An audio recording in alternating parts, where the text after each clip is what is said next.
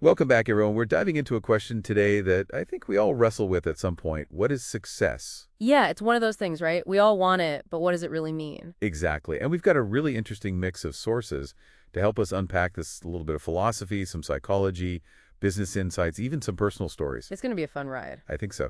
So to kick things off, I want to throw this question right back to you listening right now. What does success really mean to you? Because we're going to challenge some of those traditional ideas about success today. And maybe even bust some myths along the way. Definitely. One of the books we're looking at today is Adam Alter's Anatomy of a Breakthrough.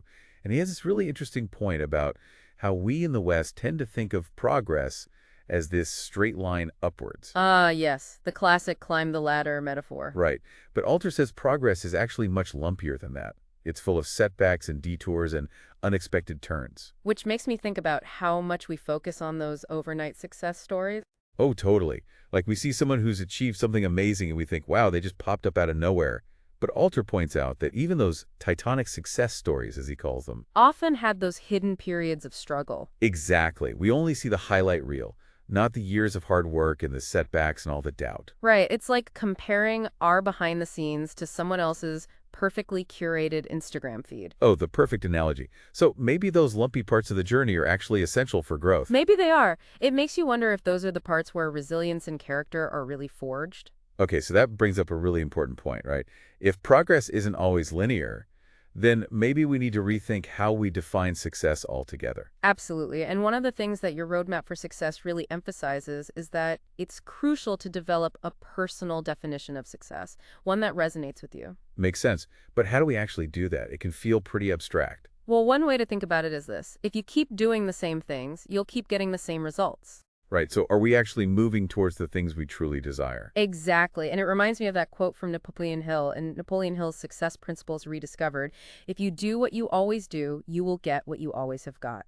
It's about asking ourselves those tough questions. Am I on the right path? Is this really what I want? Okay, so step one is getting really honest with ourselves. But it also makes me wonder if we're sometimes equating success with just having more stuff. Oh, that's a good point. And, Jay Shetty talks about this in Eight Rules of Love. He introduces this idea of the six opulences: knowledge, fame, money, beauty, strength, and renunciation. Six opulences, interesting. Right, and on the surface, those might sound pretty appealing, but Shetty argues that real success is about being loved for what we love in ourselves. So it's not about external validation of chasing those opulences.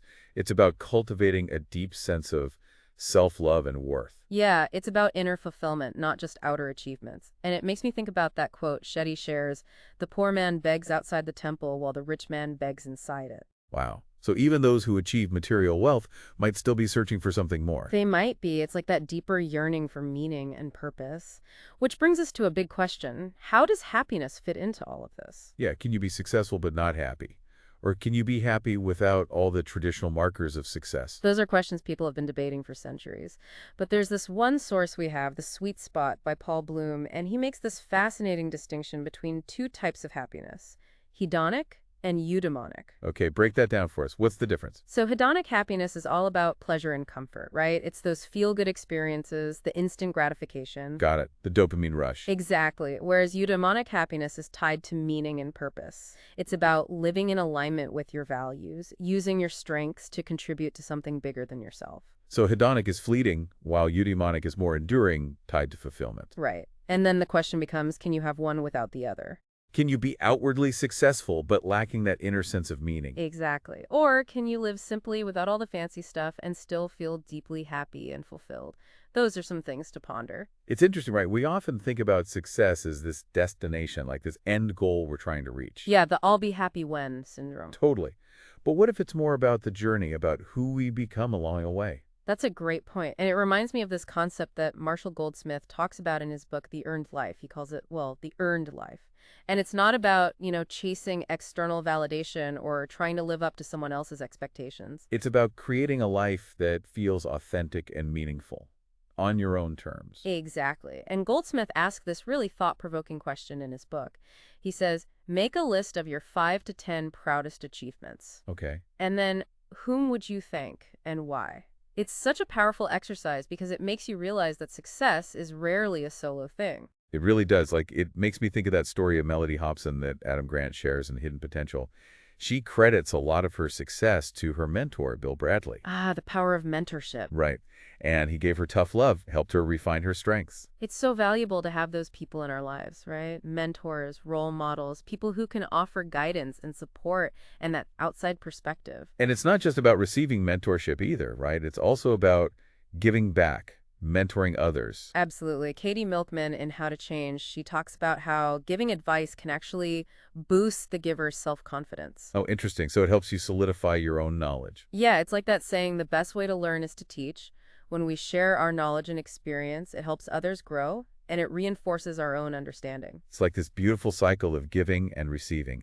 And it seems like connection and contribution are key themes here, right? Like, it's not just about individual achievement, it's about something much bigger. Yeah, it's about our interconnectedness, our impact on others, and it ties back to that eudaimonic happiness, that sense of purpose and meaning. It's about the legacy we leave behind. So we've talked about mentorship, we've talked about contribution, but now I have to ask about something that seems a little counterintuitive. Quitting. Whoa, hold on, quitting. I thought we were talking about I success. know, right? It sounds kind of crazy. But Annie Duke, in her book Quit, she actually makes a really strong case for the positive aspects of quitting. Like, when is it okay to walk away? Exactly. She argues that staying in something that's not working, clinging to a sunk cost. Can actually hold us back. Totally. It prevents us from pursuing other opportunities that might be better aligned with our goals and values. It's about knowing when to cut your losses, and she uses this really interesting example in her book. Andrew Wilkinson, a very successful entrepreneur, who invested $11 million into a to-do list app called Flow. Okay, so a pretty big investment. What happened? Well, despite all its initial promise, Flow just couldn't compete with this rival product, Asana, and Wilkinson ultimately had to make the tough decision to walk away. So even really successful people make decisions that don't work out. All the time.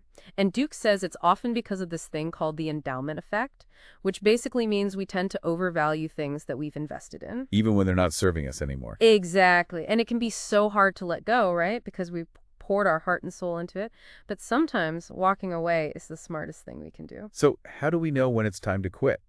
That's a tough one. It takes a lot of self-awareness and honest reflection. But one thing Duke suggests is trying to figure out the hard thing first. The hard thing. Yeah, like what's the biggest obstacle or challenge you're facing, and can you solve it quickly? If you're constantly battling uphill, it might be a sign that it's time to reevaluate. It's like that idea of lumpy progress we talked about earlier. Sometimes the bumps are just part of the journey, and sometimes they're a sign that we're on the wrong path. You got it. It's about learning to distinguish between the two. This is really making me rethink my whole approach to success. It's not about forcing ourselves to fit into some predefined mold.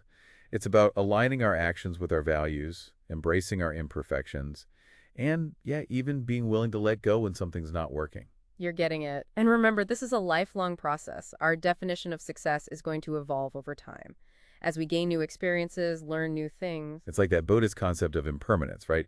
Nothing stays the same forever. Exactly. And that can actually be a really freeing thought. It means we have the power to redefine success at any point in our journey. I love that. So if success is this ongoing evolution, this continuous process, what are some practical steps we can take to cultivate a more meaningful and fulfilling life? You know, through all these different sources, it seems like a recurring theme is this idea that true success isn't just about the external stuff. It's also about cultivating this deep sense of self-awareness and self-acceptance. Oh, absolutely. Like in Gloria Mark's Attention Span, she talks about how easy it is in our crazy, hyper-connected world to get caught up in this pressure to always be productive, always striving for more. Yeah, always on, always hustling. Right. But she makes this really compelling argument for using technology in a way that supports our well-being, not just our output. It's so true. We get so focused on achieving and accomplishing that we forget to actually take care of ourselves in the process. And that's a recipe for burnout. Like, even if we achieve those external markers of success, if we're sacrificing our mental and emotional health along the way. What's the point? Right. Exactly. It's a reminder that real success needs to be holistic. It needs to include our physical, mental, and emotional well-being. It's not just about what we do, it's about how we be in the process. Yes, finding that balance, that sustainability. And it brings us back to that Buddhist perspective on success that we touched on earlier, both the earned life and the Buddha and me, the Buddha. And you talk about this idea of impermanence. Accepting that everything, even success, is fleeting. Yeah, and it can be a hard truth to swallow, right? It is, because if success is temporary, then how do we find that lasting happiness and fulfillment? Well, the Buddhist view would say that true happiness is found in the present moment, not in chasing future achievements. That's definitely easier said than done, though, right? Especially for those of us who are like wired to achieve. We're always looking ahead to the next goal, the next milestone. I hear you. It's definitely a practice. But it's about shifting our focus from what we lack to what we have, savoring those small joys, appreciating the simple things, cultivating gratitude. So it's about appreciating the journey, not just the destination. Exactly. And it makes me think of the lotus flower. You know how it blooms so beautifully from the mud? Yeah, it's a powerful image. It is. It's like finding strength and beauty within those challenging circumstances. Recognizing that even the messy parts of life can be a source of growth and inspiration. Exactly. Which brings us full circle to that idea of lumpy progress, right? True success isn't about avoiding challenges, it's about developing that resilience, that resourcefulness to navigate them. Wow, this has been such an insightful conversation. We've really deconstructed this idea of success, and I think we've come up with a much richer, more nuanced understanding. Absolutely. And I think the biggest takeaway here is that success isn't one size fits all. It's about defining what truly matters to you, creating a life that aligns with your values, your passions. Your own unique definition of fulfillment. Yes, so if you're listening to this, I encourage you to take a moment and reflect on what success means to you. What are your core values? What brings you joy? What gives you that sense of purpose? And what's one small step you can take today to move in that direction? Because remember, success isn't a destination, it's a journey. And it's a journey best traveled with intention, self-awareness, and a willingness to embrace all those twists and turns along the way. We hope this deep dive has given you some food for thought and inspired you to redefine success on your own terms. Until next time, keep learning, keep growing, and keep striving to create a life that feels both meaningful and fulfilling. See you then.